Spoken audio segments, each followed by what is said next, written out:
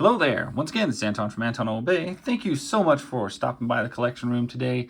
I'm taking a look at an action figure today, and this is one that it was in a big assorted pack. Well, I didn't want to buy the whole assorted pack, so I just got one figure out of it, ordered it online, and this is her, so I don't have any packaging. But this is Vertigo, a character I came across the first time was in X-Men Adventures. Season 2. In the Savage Land, Vertigo was making everybody sick. And I just remember thinking, what a weird, cool power. I always liked it. I liked her weird Technicolor outfit that she wore. And the green hair and everything. I got a thing for green hair, of course. But, so I had to get the villains. I didn't want to get the whole villains pack, so I just got this figure. She came loose. She does come with an accessory. It's really just a fist. She came with a fist and I think that's about it, actually. Not much else. Very, very basic figure. Very simple in that regard. Not a lot of sculpting either. This is just basically a bodysuit. But the face sculpt is really nicely done. And I think they've actually been getting better and better with the face sculpts on Marvel Legends. They're not getting better with their prices, so screw them. But as far as articulation goes and the build of the figure, I can't tell. It does seem to be one of the skinnier figures, but this thigh and leg is a little thicker, I think, than some of them. So maybe they've put a little bit more meat back on the bone, because that is a complaint I have with Marvel Legends, is that their female figures just keep getting skinnier and skinnier and skinnier.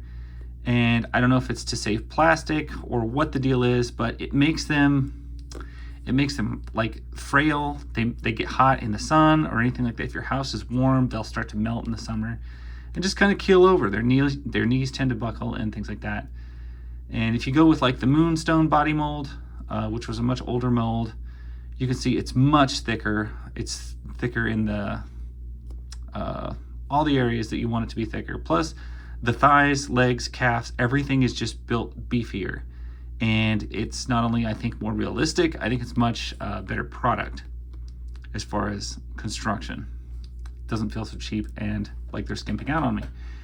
All that aside, this figure feels quite good. I love the paint on it, love the outfit. The articulation is pretty standard for Marvel Legends. It's a ball joint at the shoulder. Ball joint with a hinge that rotates, which is pretty good. On the elbow, you get the same on the wrist, which is a pivot with a swivel. I guess that's what you call that. Ab crunch is pretty standard. I think, you know, this being the somewhat beefed up Kate Bishop body mold. Actually, I'm pretty sure this is thicker than the Kate Bishop mold, so I'm pretty satisfied that the torso is probably the same, but the legs are just a little bit thicker, and I appreciate that. Ball joint at the hips, which actually move quite well. Upper thigh rotation, and it doesn't matter. The outfit is so busy that these lines not matching doesn't make a difference. You get an upper thigh cut. Double jointed knees, which fold up nicely. Ankle rocker pivots on the feet. That's pretty standard with all Marvel Legends. And this looks like you get a dumbbell hinge for the neck. And all the joints are well hidden on that. The only joint that really kind of stands out is this one shoulder is a little bit,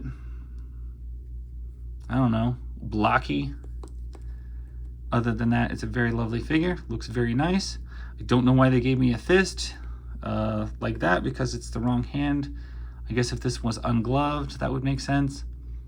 But she is just wearing one glove, so that's a little weird. And anyway, that is pretty much her. I think it's a beautiful colored figure for not having a lot of, I don't know, molding to it. It's pretty much just your basic standard female body mold. With probably a reused face, but I'm not sure from who. And then I don't know if that hair is new or if it's just recolored. But the way they've bashed it together, it actually looks like a completely original new figure. That said, it's pretty basic, and if you're not a fan of the character design or the character colors or anything like that, it's an easy pass, especially where you got to buy a huge set of figures to get it. But if you're some insane completist and you have to have all those things, then I suppose you better track it down. That said, she was a little bit cheaper than some of the others in the set, so she wasn't terribly, I think I got her for less than 20, which is very good considering all Marvel Legends now are like 25, which is total crap.